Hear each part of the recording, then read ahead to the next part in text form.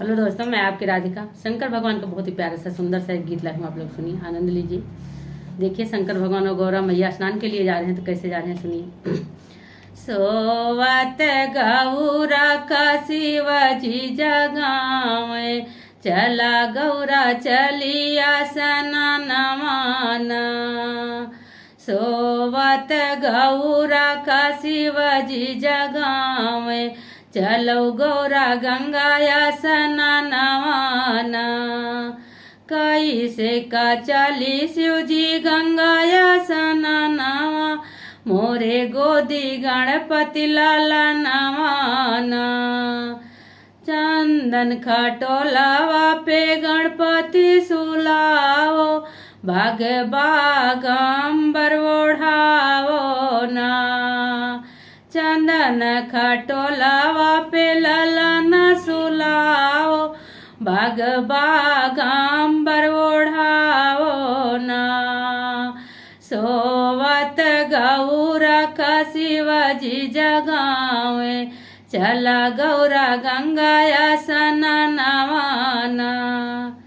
दाएं हाथे धोतिया, बाएं हाथे लोटिया, चल दी गौरा शिवयस के साथवाना।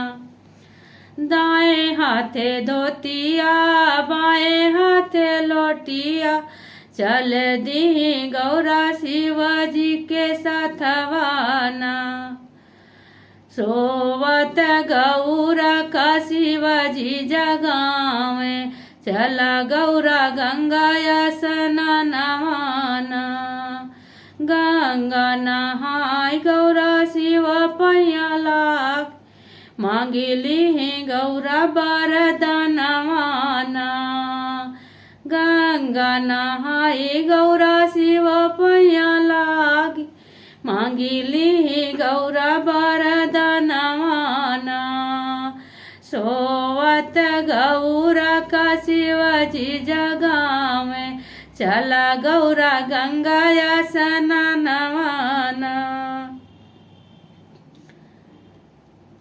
जुग जुग बाढ़ गौरा मांगे के सिंदूरवा, जुग जुग जिये तोर लाला नवाना।